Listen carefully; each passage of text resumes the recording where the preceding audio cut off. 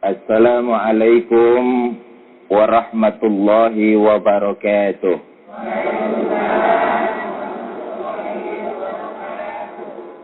Alhamdulillahi rabbil alamin.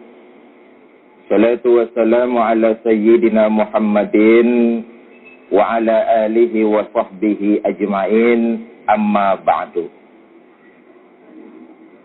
Alhamdulillah, berkat izin dari Allah Subhanahu wa ta'ala, pada hari ini kita dapat berkumpul, bertemu dan bermuajahah di tempat yang penuh berkah ini.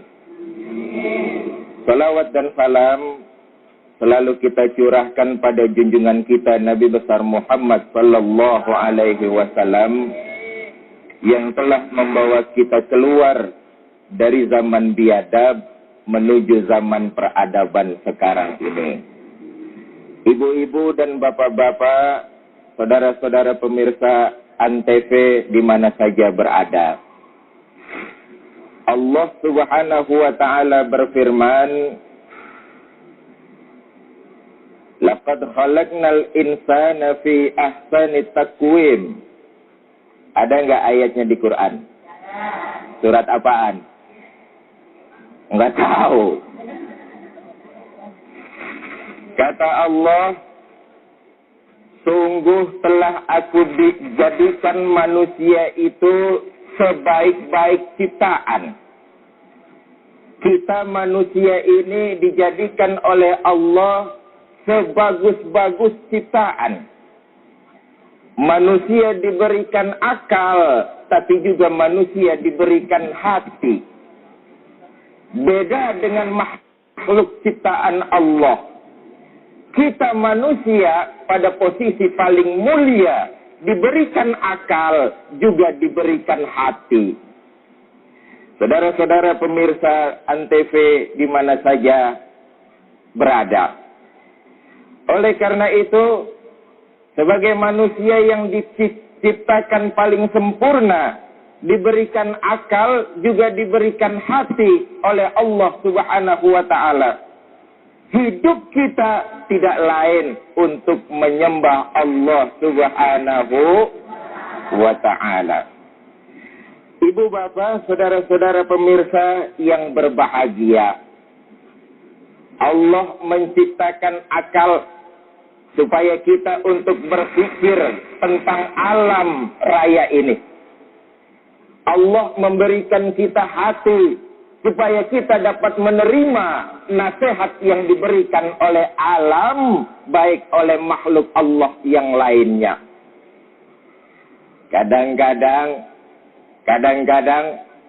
hati kita ini mengeras. Makanya ada dua macam jenis penyakit. Pertama penyakit badan, yang kedua penyakit batin. Kalau penyakit badan gampang diobatin, kita bisa ngerasain. Demam, penyakit badan tuh. Orang yang demam biasanya merasakan bentuk demam di badan itu sendiri. Kalau kita demam, kita merasa badan kita demam, kita pergi ke dokter buat ngobatin. Dampak dari penyakit badan, paling-paling kita tiduran di rumah. Tapi penyakit batin, ini yang susah. Kita nggak tahu punya penyakit batin. Tapi juga kita nggak mau mengobati penyakit itu. Dampak dari penyakit batin sangat luas. Rakus, korupsi, keadilan, dan sebagainya. Ini dampak dari penyakit hati. Oleh karena itu, Imam Ghazali pernah berkata sedikitnya ada 3 macam penyakit hati, penyakit batin. Pertama, penyakit batin adalah ujub, sombong. Ini penyakit batin nih. Kalau seseorang merasa lebih benar dari orang lain, itu orang sombong tuh. Kalau kita merasa paling benar dengan orang lain, diri kita sombong. Padahal sombong itu mutlak hanya punya Allah Subhanahu wa ta'ala. Sombong hanya punya Allah, manusia tidak berhak untuk sombong. Saudara-saudara para pemirsa, bagaimana kelanjutannya? Kita break untuk jeda komersial berikut ini. Ibu, bapak, saudara-saudara pemirsa Antv di mana saja Anda berada. Sebagai manusia, kita tidak wajib untuk sombong. Sombong mutlak hanya buat Allah. Sombong karena jabatan, sombong karena kekayaan, sombong karena ilmu, sombong karena kerupawanan. Manusia tidak wajib untuk sombong, Allah saja yang berhak untuk sombong. Apalagi sombong karena kekuasaan. Allah tidak suka, manusia pun tidak suka. Jangan mentang-mentang lagi berkuasa, kemudian berlaku seenaknya saja. Ini pernah diriwayatkan terjadi ketika zaman Khalifah Umar bin Khattab. Satu hari ketika Gubernur Amr bin As menjadi gubernur di Mesir, satu hari Gubernur Amr bin As melihat-lihat di depan istananya. Di depan istana Amr bin As ini ada sepetak tanah dan gubuk reot milik Yahudi. Kemudian Yahudi itu diundang ke dalam istana oleh Amr bin As. Sampai di istana, Gubernur Amr bin As berkata, Yahudi, kamu pemilik tanah dan gubuk reot itu ya? Benar, Tuan. Saya mau beli tanah kamu. Buat apa, Tuan? Nanti di atasnya saya akan bangun masjid. Saya ingin beli tanah kamu. Berapa kamu minta akan saya bayar? Saya nggak jual, Tuan. Saya bayar 2 kali lipat. Saya nggak mau, Tuan. Saya ganti rugi 3 kali lipat. Tuan, namanya ganti rugi, biar diganti tetap aja rugi, Tuan. Saya nggak mau, Tuan.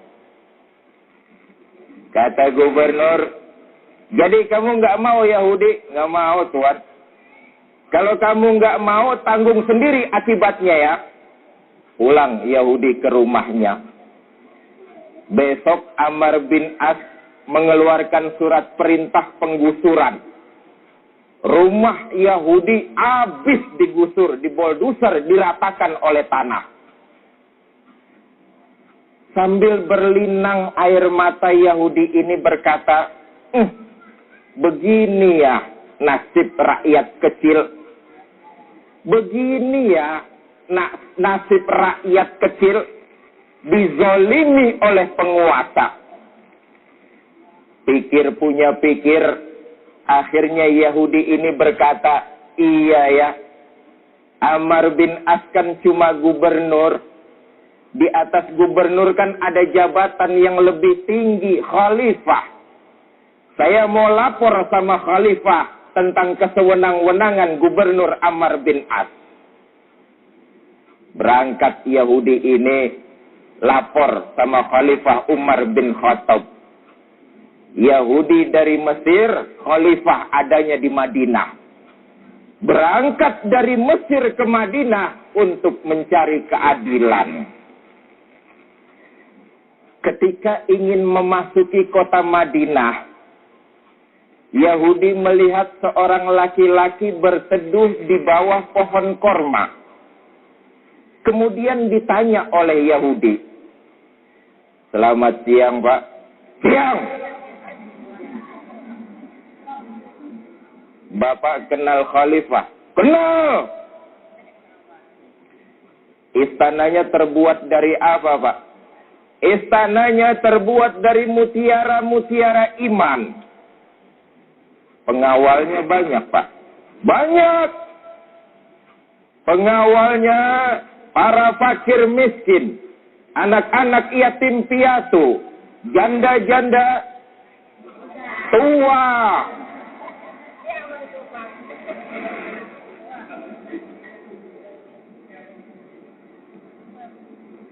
Kalau gitu, di mana saya bisa ketemu Khalifah Umar, Pak?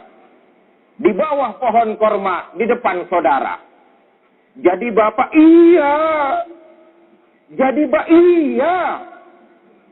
Yang ditanya rupanya Khalifah Umar. Kemudian Yahudi ini mengenalkan diri. Pak, ada apa? Saya ini Yahudi. Terus, saya mau lapor sama Bapak tentang gubernur Bapak di Mesir yang bernama Amr bin As. Kenapa dengan Amr bin As? Saya punya tanah dan rumah, Pak. Ditawar sama gubernur Amr bin As untuk dibeli. Di atas tanah itu katanya nanti akan didirikan bangunan masjid. Saya nggak mau jual. Dipaksa sama gubernur Bapak Amr bin As. Saya nggak mau jual. Rumah saya diboldoser, diratakan dengan tanah. Saya kesini menuntut keadilan, melapor kepada Khalifah Umar bin Khattab. Kata Umar bin Khattab, Yahudi, iya Pak. Kamu lihat di depan ada tong sampah. Lihat Pak. Pergi ke sana, ambil sepotong tulang, bawa ke sini. Ini Yahudi bingung. Jauh-jauh dari Mesir ke Madinah, suruh ngambil tulang di tong sampah. Setelah dapat sepotong tulang, kemudian dikasihkan kepada Khalifah Umar bin Khattab. Khalifah Umar mengeluarkan pedang, kemudian menorehkan pedang itu di atas tulang. Red, garis lurus tepat di tengah-tengah tulang. Setelah selesai Khalifah menggoreskan pedang di atas tulang, Khalifah Umar berkata, Yahudi, sekarang kamu pulang. Bawa tulang ini sampaikan kepada gubernur saya Amr bin As. Bawa tulang ini sampaikan kepada gubernur Amr bin As. Yahudi makin bingung. Jauh-jauh dari Mesir ke Mekah ke Madinah dapat tulang. Tuan, kalau cuma tulang, saya nggak perlu lapor sampai ke Madinah. Di Mesir juga banyak tulang. Sudahlah, kata Khalifah Umar, kamu pulang, sampaikan tulang ini kepada gubernur saya Amr bin As. Pulang Yahudi, kemudian bertemu dengan gubernur Amr bin As. Sampai di istana gubernur Amr bin As, Amr bin As berkata, ada apa Yahudi? Ada oleh-oleh Tuan. Dari siapa? Dari Khalifah Umar bin Khattab. Oleh-oleh apa? Tulang. Setelah tulang itu diberikan kepada gubernur Amr bin As, pucat wajah gubernur Amr bin As, keringat dingin bercucuran.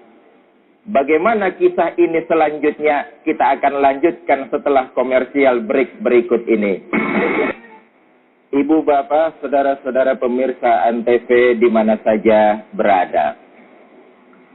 Setelah gubernur Amr bin As menerima tulang dari Yahudi, mukanya pucat, badannya keluar keringat dingin menggigil ketakutan.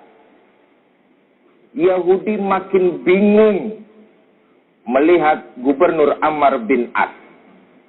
Dalam hatinya, baru sekali ini seumur-umur ngelihat gubernur takut sama tulang.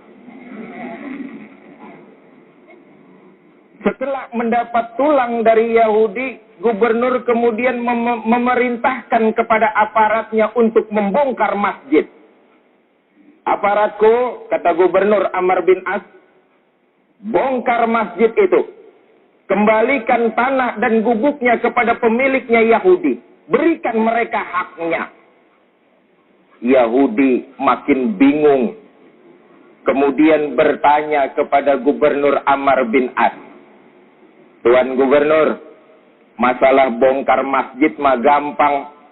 Saya mau tanya, itu tulang sebenarnya terbuat dari apa sampai gubernur takut banget sama tulang? Kata gubernur Amr bin As, Yahudi, ini tulang sebenarnya tulang biasa. Tapi karena yang mengirim Khalifah Umar bin Khattab, tulang ini bermakna dua.